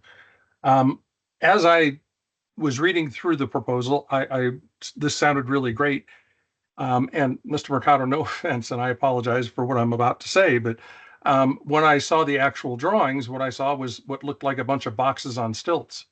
All of these structures are going to be apparently prefabricated, and they're going to be sitting up above the ground on stilts. And when I read through the design review overlay, which, as Mr. Short stated, while it may be in need of updating, is what we currently have to use as informing our judgment here, includes things like the structures are there to subordinate the structure to the natural features, have articulated facades, shape and depth to the structures, preventing boxiness. These are all direct quotes out of the existing plan, and things that create heavy shadow patterns. The structures, as Mr. Short showed us in the presentation, that exist are relatively compact and as far as height goes, and as a result, I think tend to be less visually obtrusive and also have a little bit more of an organic shape as opposed to what's being proposed here, which are extremely, in my opinion, boxy kinds of shapes that don't blend well in an organic, natural environment. So that's just my thoughts. Thank you. All right, Commissioner Walsh. Not sure if I can reply. But Thank you, Madam Chair. I can make the findings. I think that I agree with that this project will actually make that property safer with the improvements and the fire resistant materials. Thank you. Okay, Commissioner Williams. Yeah, I can approve this. I think they actually look really cool. And I think the fire resistant materials is a huge improvement. And eventually, you know, things change as far as verbiage of the design review, and it will change, I'm sure, in the future. And to hold this up or make it an inferior product while waiting for that to happen, I don't think is the highest priority. So I can approve this. Thank you. Commissioner Berger.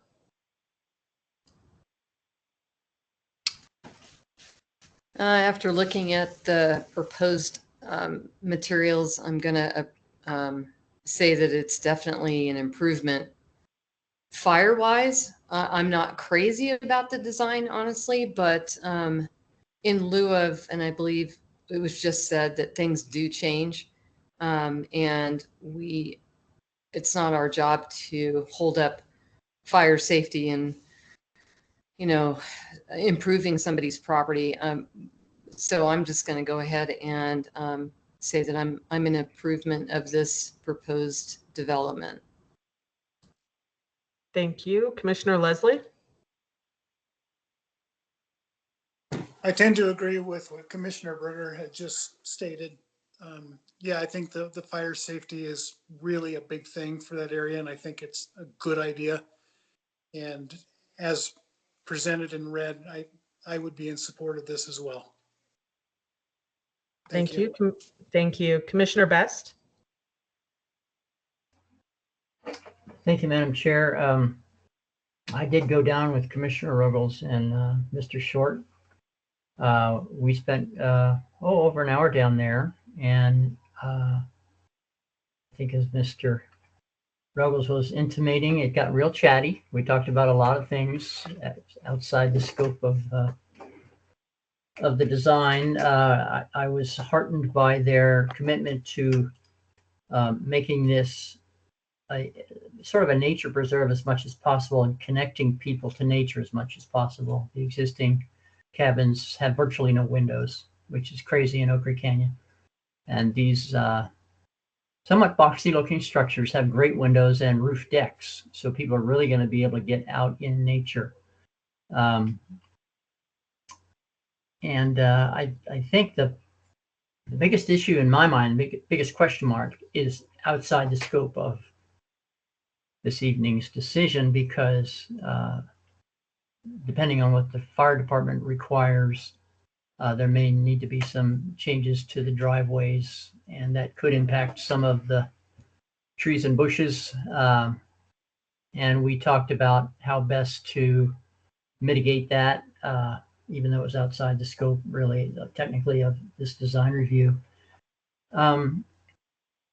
So I came to the conclusion that, and we talked about this among the three of us and the applicant, the main office building is off the table. The design review overlay language talks about historic structures. It's definitely an historic structure. As you drive by or even walk by, really all you can see of this is the resort main office and the two cabins just south of it, which in the master plan are identified as cabins 7 and 14. So I think we will get the best of both worlds if we include a condition that says condition 2, cabins 7 and 14 on the master plan shall have roof profiles that match the resort main office. That's what you'll see as you drive by. You'll see the main building plus the two cabins, which are going to look more or less historic. If they're brown and have roof profiles, that's what you'll see. And the other cabins are kind of in the background. As long as they're a color that blends in, you're really not going to notice as you drive by, and they'll be a lot more attractive to the people actually using them. And of course, the upgrade to fire safety is a huge factor in the canyon. So that's what I would suggest. I can make the finding if we have a condition 2, cabin 7 and 14 on the master plan shall have roof profiles that match the resort main office. Thank you. All right.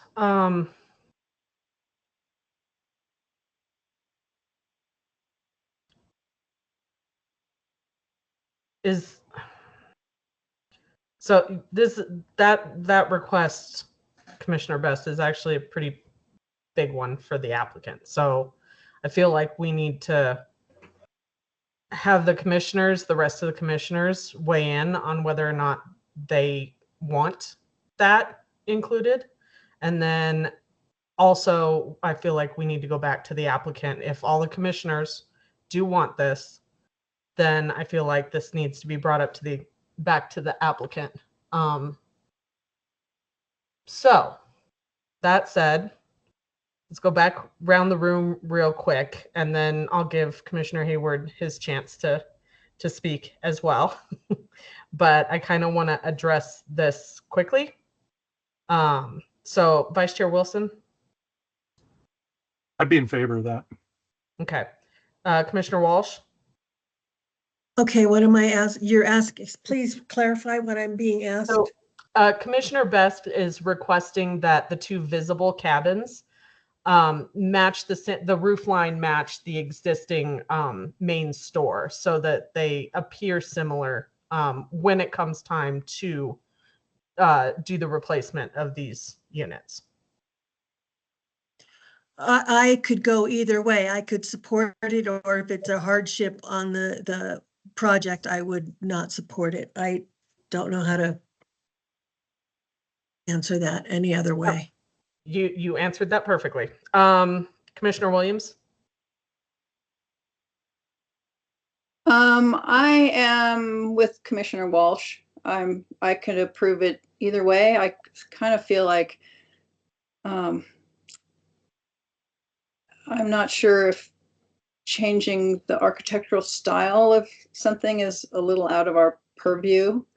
I guess it's borderline, but I don't have a problem with it the way it is. Okay. Yes, that's my concern, is because it does change the actual architecture of the building, and I don't know that it's appropriate. So, Commissioner Berger. I really like the idea of making them do those two buildings. However, having development background, I think it would be a big hardship for the developer. Commissioner Leslie? Thank you. I am actually in agreement with Commissioner Walsh on what she stated about this as well. Okay, thank you. Thank you. Okay. I'll come back to you, Commissioner Best. Commissioner Hayward. Righty. I have vertical wood siding on my own house, so I'm obviously I love that. I think it looks great. I also would say I appreciate the effect that the stilts have, the fact that the cabin is raised up off the ground, I think does contribute to that lightness, right, that was mentioned in the design review overlay guidelines, and that it having it's something that is temporarily becoming part of nature. So I appreciated that part of it. I think also you've done enough with the front porch and that significant overhang you have over the front porch there to kind of meet the requirements around the articulation. So, based on the current design, I'm happy to approve. Based on, Commissioner Best's comments, I'd be strongly opposed to asking the applicant to make that specific change. Architecture is not a Mr. Potato Head. You can't just pull one roof off and put another one on top. You need the building has to be designed as a cohesive whole. What they have here is a cohesive whole. Whether you like it or not, it's a cohesive whole. If this was my project and someone had asked me to do that, I'd be looking at completely redesigning those two front structures and leaving the rest as is. So I don't think that's a reasonable condition to apply, and I wouldn't be in favor of it. That's all I got. Thank you. So I am not in favor of adding that condition because that's major. Changing a roof line is major. So I think the majority of the commissioners are okay with leaving the proposal as is. Commissioner Best, I unfortunately don't think you're going to get the support for that. So we can come back to you if you would like to make additional comments, but I wholeheartedly do not feel this is an appropriate ask because of the amount of engineering and stuff required to make that change. But I would disagree that there's any engineering at all. There's going to be a bunch of cabins that show up. Apparently they're built off site, I heard. No, he did comment that these are not prefab. Okay. But anyway, you can take a flat roof structure and put a gable roof on top without worrying about a great deal of engineering. Just leave the flat roof in place and put a gable roof on. My goal is to drive down Oak Creek Canyon and have it look like Oak Creek Canyon. If you leave the primary structure in front and the two cabins you see match the primary structure, the historic structure, the fact that these boxy cabins look modern and are on stilts in the background where you can't see it doesn't make any difference to me. That's fine. I'm fine with that. But I would just like Oak Creek Canyon to continue to look like Oak Creek Canyon. And a couple of modern structures right next to an historic structure, to me, don't make sense. So that's why I suggested that. Okay. Thanks. Vice Chair Wilson. Thank you, Madam Chair. Just a quick comment. I agree with Commissioner Best on this. It would be relatively simple, and I don't believe that our job as commissioners here isn't to determine how significant an engineering change may or may not be in order for something to comply with what the existing guidelines and rules say. Our job here is to say, does this or does this not comply with that? If it's a lot of an engineering change, well, then it is, and that's just part of development and an unfortunate part sometimes, but I don't think that should be really a big factor, nor do I believe that whether the new cabins will or will not improve fire safety should be even a consideration in the decision-making process here this evening, because what we're looking at is the appearance of these cabins and whether they comply with the existing area plan requirements, not fire safety, not how much it costs to engineer, any of those other things. It's simply, and Mr. Short made this pretty clear, it's simply, do the appearance of these new buildings match with what the requirements are that the community established? And if they do, then we're good. If they don't, then we should ask for changes. So I'm off my soapbox now. Okay. Mr. McNeely, do you care to weigh in on this? Thank you, Madam Chair. Not so much. It's, beauty's in the eye of the beholder. We've read the words of what the area plan states, and you could interpret those many ways. The area plan the design guidelines of the area plan do not prescribe gabled roofs. And it kind of goes out of its way to state that these are flexible and that they don't prescribe any one particular architectural style. So mixing in modern, these are going to blend quite well. I think they will blend very well with forest, with the environment. Having spent a few years studying architecture and getting an architecture degree, I can tell you that it is considered an acceptable architectural method when you have historic structures, like as we know the office building will be retained, to use as simple and minimalist of designs as possible to blend in. So you're not trying to mimic. Often that doesn't look good with architecture, to mimic historic architecture, but rather finding something that is simple as possible to blend in with it and not detract from it.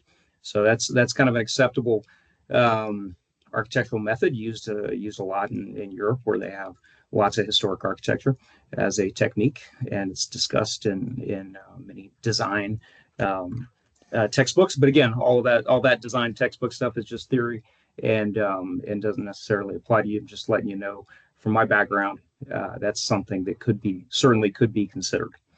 But it's up to the commission on making a decision whether this design meets those design guidelines as written in the Oak Creek area plan. Anything else I could add to that, Madam Chair? No, I think that's it. So I will say why I think that as is, with what has been presented to us, meets the needs of the design review overlay. So given that what is being presented does meet that need, what I may or may not want to see going down the road, really, that's just my personal opinion. And I like the minimalist style of the proposal. So I will repeat, I am not in favor of making them make any modifications. But I will go back around one more time. And if the majority wish to add that in, then I will acquiesce. So it sounds like Vice Chair Wilson, you're in favor of adding that. Yes, Madam Chair, I am. And on the final plat plan that they have submitted, that would also include the new clubhouse recreation building in phase 7, because it too will be right alongside the road. Okay. Commissioner Walsh. I'm not in favor of making them change their design plan since it meets the design review. Okay. Commissioner Williams. I'm also not in favor of changing it. Commissioner Berger. Same, not in favor of changing it. Commissioner Leslie. I'm also not in favor of a change. Commissioner Best, I believe yours is going, you are in favor of changing it. Oh, yeah. Commissioner Hayward. I'm not in favor of adding additional conditions. Okay, so we have 2 wanting to add conditions and 7 on a no. So we won't add that condition. Majority rules on this one. So, all right. Do we have any further discussion on this case? Okay, if we are ready to make a motion, then I will accept the motion and a second. Madam Chair, I make a motion that we approve DRO-25-001 with the recommended condition. I'll second it. Was that Commissioner Williams? Yes. Okay. All right, so I have a motion to approve by Commissioner Walsh and a second by Commissioner Williams. Vice Chair Wilson. No. Commissioner Walsh. Yes. Commissioner Williams. Yes. Commissioner Berger. Yes. Commissioner Leslie. Yes. Commissioner Best. No. Commissioner Hayward. Aye. Okay, and this is Chair Burton. I also vote aye. The motion passes 7 in favor, 2 against. All right, the last item on the agenda is a call to the public for items not on the agenda. Does anybody in the public want to address the commission for items not on the agenda? Seeing none, it is 6:33 and the meeting is adjourned. Have a good night, everyone. Thank you, Madam Everybody, Chair. thank Commissioners, looking forward to seeing everyone. everybody on April 22nd. April Good evening. 22nd Thank you, for everyone. lunch, guys. Okay, See you lots of next ice time. cream, Alright. Jess. Jess, we Thank want you. ice cream. Good evening. All right. Don't forget the ice Have a good cream. evening. Won't forget it. All right. Good night, everyone. Good night. Right. Good night. Good night.